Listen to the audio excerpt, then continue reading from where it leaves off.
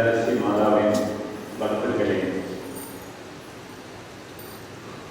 ஒவ்வொரு ஆண்டு பங்கு திருவிழா நம் ஆடம்பரமாக கொண்டாடும் போதும் நாம் முக்கியமாக நினைவில் வைத்திருக்க வேண்டியது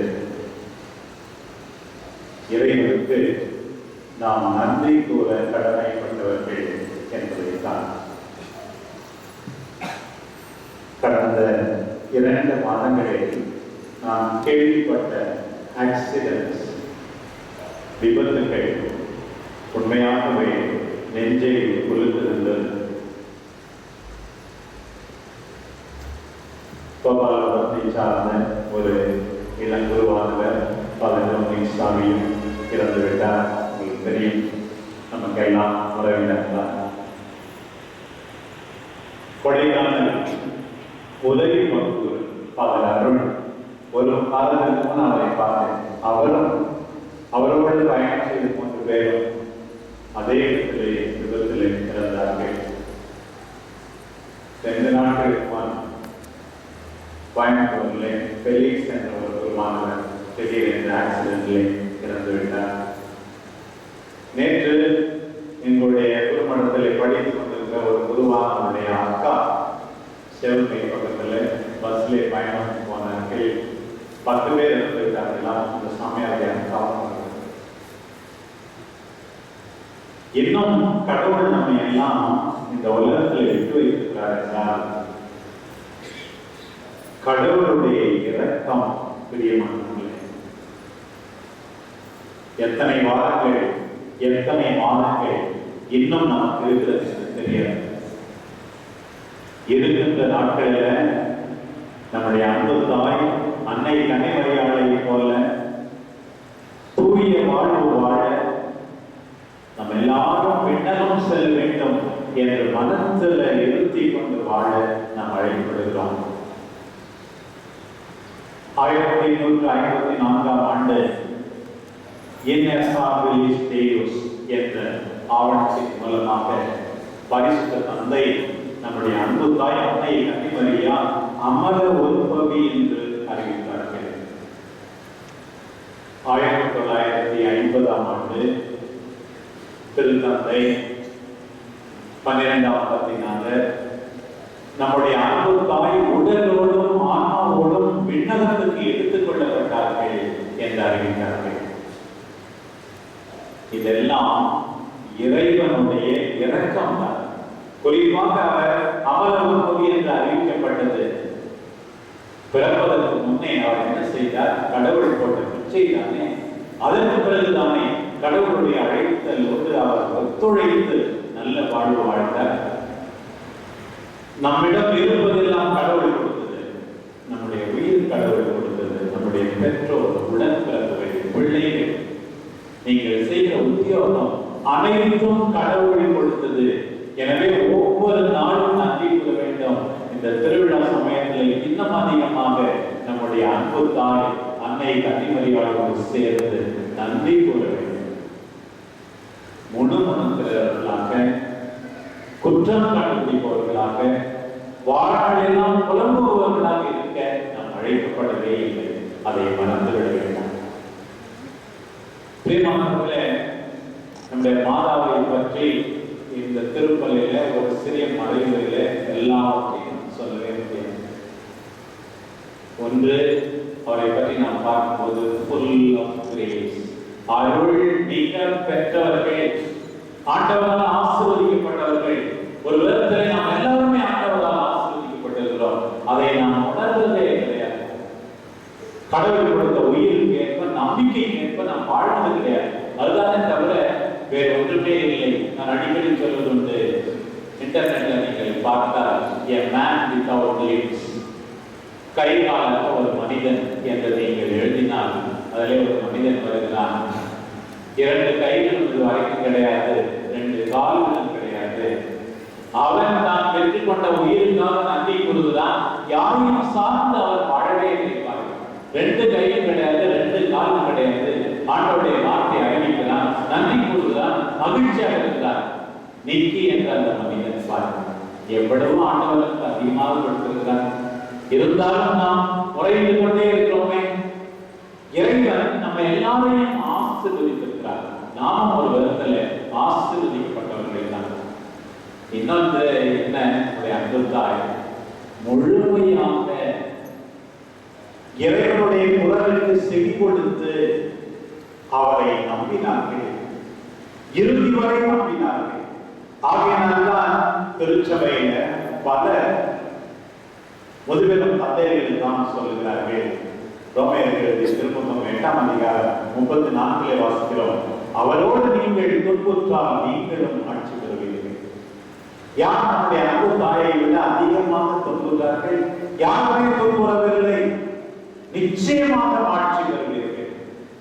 பல சமயங்களில் நம்முடைய துன்பத்திற்கு தகுந்த கைமாறு இந்த உலகத்திலேயே கிடைத்தது.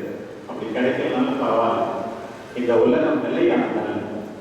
இம்மை காலத்தில் நாம் படும் துன்பங்கள், நமக்கு ஏற்படுகின்ற வேதனைகள் அத்தனையும் கடவுள் கொடுத்து போகின்ற முடிவில்லா மகிமைக்கு ஒன்றுமே இல்லை என்றார் பவுலடியார்.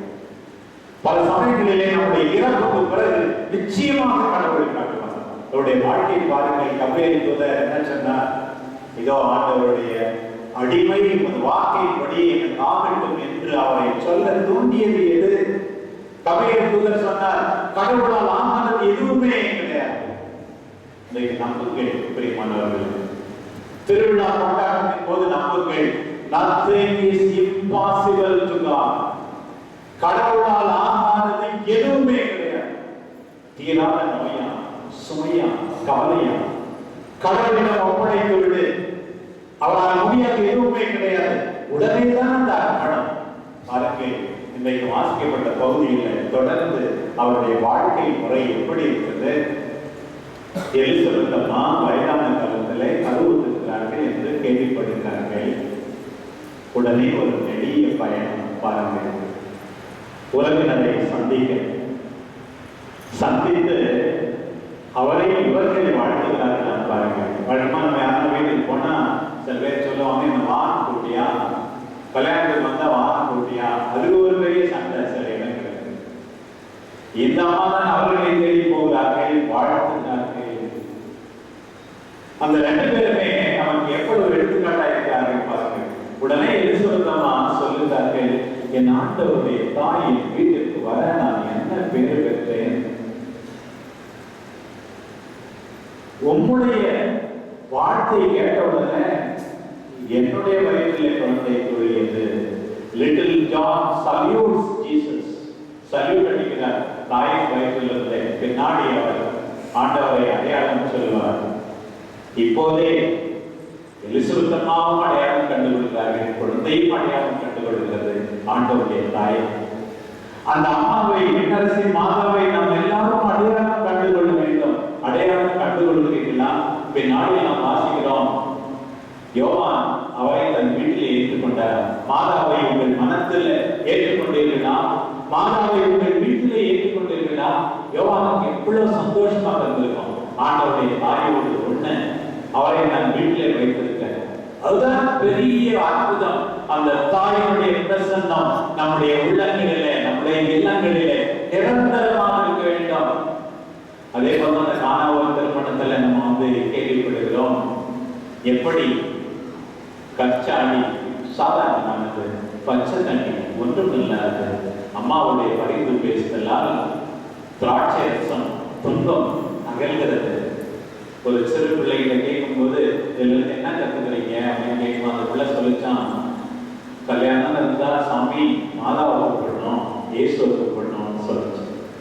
பிரியமானவர்களே, இன்றையிலிருந்து ஆண்டவரை கூப்பிடுங்க, உங்கள் இல்லத்துக்கு மாதாவை கூப்பிடுங்க, நிச்சயமாக நல்லது நடக்கும். உங்களுடைய அழிவுகள் எல்லாம் இன்பமாக மாறும். அதுதான் நாம் புரிந்து கொள்கிறோம். பாருங்கள், ஆண்டவரை அடையாளம் கண்டுகொள்கின்ற எலிசபெத் அம்மாவை போல, திருமுழுக்கு யோவானை போல நாம் எல்லாரும் ஒவ்வொரு நாளும் அடையாளம் கண்டுகொள்ள வேண்டும்.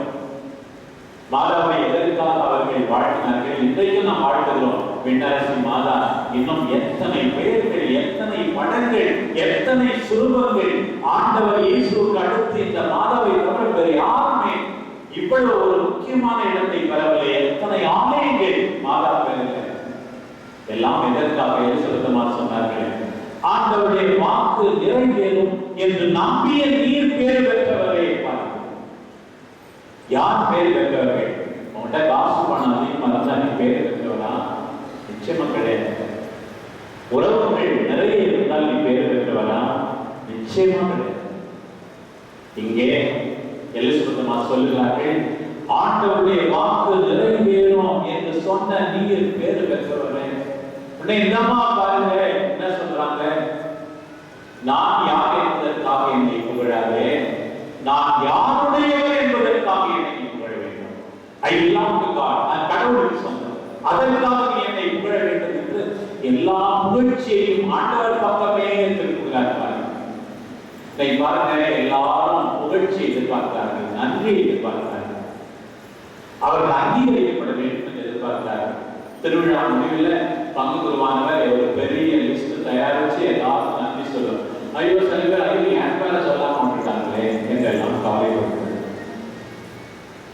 ஏன்னா சில சமயத்தில் யாருக்கு ஒரு சின்ன டியூப் லைட் கொடுப்பாங்க, அந்த டியூப் லைட்டை விட பெருசா இந்த பேர் அதில் எழுதியிருக்கும். தாங்கள் செய்வது அங்கீகரிக்கப்பட வேண்டும், எல்லாரும் தெரிய வேண்டும் என்றெல்லாம் இருப்பார்கள். இந்த அம்மாவை பாருங்கள், தனக்கு புகழ்ச்சி வரும்போது உடனே இந்த புகழ்ச்சி ஆண்டு தெரியுமா, ஆண்டவருக்கு என் ஆன்மா ஆண்டவரை ஏற்றி போற்றுகின்றது, என் மீட்பரான கடவுளை நினைந்து என் இதயம் களி போடுகின்றது, ஏனெனில் வல்லமை மிக்கவர் எனக்கு அருள் பெரும் செய்தி வளர்க்கிறார். எல்லாம் கடவுள் பட்ட மிச்சமா, அவரை புகழ்வான். எனக்கு நல்லது செய்திருக்கிறார், எத்தனையோ ஏழைகளுக்கு நல்லது செய்திருக்கிறார், அனாதைகளுக்கு ஆதரவற்றவர்களுக்கு நல்லது செய்திருக்கிறார். இதுதான் குருக்களுக்கு கன்னியர்களுக்கு ஒவ்வொரு நாளும் அமைக்கப்பட்டிருக்கிற மாலை ஜபத்தில் இருக்கிற இந்த மேக்னிபிகா, இந்த என் ஆன்மா ஆண்டவரை ஏற்றி போற்றிருந்தது என்ற பாடல். அதே போல ஆண்டவர் தான் முக்கியம் என்று கடவுளுக்கு முக்கியத்துவம் கொடுத்து நாம் இந்த தாயை போல வாழ வேண்டும். எத்தனை பயணங்கள் அவர்கள் மேற்கொண்டார்கள்.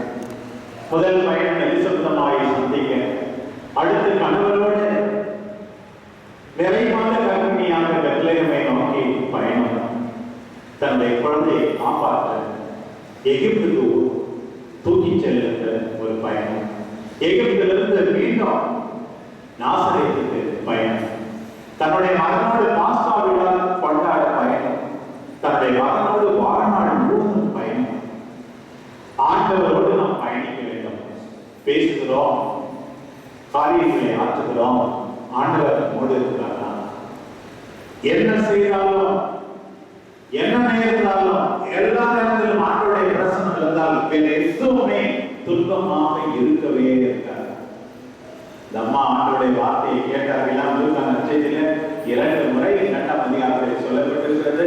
மரியா அனைத்தையும் உள்ளத்திலிருந்து சிந்தித்தார்கள், அடுத்தவர்களை மறந்தார்கள், மதித்தார்கள், ஏற்றுக்கொண்டார்கள், அடுத்தவர்களுக்கு நல்லது செய்தார்கள், மகனை அக்கறையோடு தேடி சென்றார்கள், சிலுவை அடியிலே நின்றார்கள், சிதறி போகிருந்த திருச்சபையை ஒன்றாக சேர்த்து ஜெபித்து கட்டி காத்தார்கள். இதுதான் நம்முடைய அன்பு தாய் விண்ணரசி. ஒன்றை மறந்துவிடக்கூடாது, விண்ணரசி மட்டுமல்ல, she is also our sister in the pilgrimage of faith. நம்பிக்கை பயணத்திலே நம்முடைய சகோதரி மாதா, நம்முடைய சகோதரி. திருச்சபையின் முதல் எடுத்துக்காட்டு இந்த வாசிக்கப்பட்ட முதல் வாசகம் திருச்சபைக்கு குறிப்பிடப்படுகிறது. ஒரு விதத்தில் அதை அன்பு தாய் அன்னை மரியாதைக்கும் குறிப்பிடுகிறோம். நம்முடைய அன்பு தாய் அன்னை கன்னிமரியா எல்லாருக்கும் ஒரு நம்பிக்கையாளர், அன்பானவர், இரக்கமுள்ளவர், இறை வார்த்தையை கேட்டவர். இப்படி வாழத்தான் நாம் எல்லாரும் அழைக்கப்படுகிறோம். பிரியமானவர்களே, நம்முடைய படிக்கிறதுக்கும் பார்க்க மக்கள் எல்லாரும் மறைந்து பேசுகிறார். எத்தனை பேர் மாதா பேரை வச்சிருக்காங்க, மாதா பேரை வைக்கலாம், கடைசியில் மேலே வச்சிருக்காங்க. அவங்களுக்கு மட்டும் எல்லாரும் தாய் இல்லாதவர்களே, எல்லாருக்கும் தாயாக நம்முடைய தாய் இருக்கிறார். சிறப்பானவர்கள் என்னாலும் மறைந்து பேசிக்கொண்டே இருக்கிறார், தொடர்ந்து நல்லது செய்து கொண்டே இருக்கிறார். நம்முடைய மக்கள் எவ்வளவு பேர் இங்க சரி, சாதிமண்டலம் சரி, வேளாண் நடந்தே போகிறார்கள். தங்கள் நம்பிக்கையை வெளிப்படுத்துகிறார்கள். தாய் நம்பிக்கையை அவர் மீது வெளிப்படுத்தினால் மட்டும் போதாது, அவரை போல நான் வாழ்வேன், அவரை போல மன்னிப்பேன், அவரை போல இறக்க குணமுள்ள செயல்களை செய்வேன் என்று நாம் எல்லாரும் வீறு கொண்டு எழ வேண்டும். அதுதான் இந்த திருவிழா நம் உள்ளத்திலே உருவாக்குகின்ற மன புரட்சியாக இருக்க வேண்டும். ஆண்டவர் அதைத்தான் நம்மிடத்திலிருந்து எதிர்பார்க்கிறார். எஸ்தர் அரசி அரண்மனைக்கு போன பிறகு தன்னுடைய மக்களுடைய கஷ்டத்தை மறக்கவில்லை. நம்முடைய விண்ணரசி மாதா மோட்சத்துக்கு போன பிறகு நம்முடைய கஷ்டங்களை மறக்கவே மாட்டார். சங்கீதம் 132 வாசிக்கிறோம். இஸ்ராயேல் மக்கள் எல்லாம் ஜெபிக்கிறார்கள். ஆபிரகாமை பாரும், தாவீதை பாரும், அவருடைய நம்பிக்கையை பார்த்து எங்களுக்கு இரக்கமாயிரும். எல்லாரையோட அதிகமாக அன்பு தந்தையே இறைவா, எங்கள் அம்மா விண்ணரசி மாதாவை பாரும், அவருடைய நம்பிக்கையை பார்த்து எங்களுக்கு இரக்கம் காட்டும் என்று நாம் கேட்க வேண்டும். பிரியமானவர்களே, எலியாசு இறைவாக ஏற்றுக்கொள்ளப்பட்ட போது, சூறாவளியில் மறைந்த போது, அவருடைய சீடரான எலிசேயோ என்ன வேணும் கேட்கும் போது, உம்முடைய ஆவியை 2 மடங்கு எனக்கு கொடு என்று கேட்டார். விண்ணரசி மாதாவிடம் நாம் எல்லாரும், அம்மா உன்னுடைய ஆவி வேண்டும், உன்னுடைய அன்பு வேண்டும், உன்னுடைய இரக்கம் வேண்டும், உன்னுடைய நம்பிக்கை வேண்டும், அதுதான் எங்களுக்கு தேவை என்று நாம் கேட்க வேண்டும்.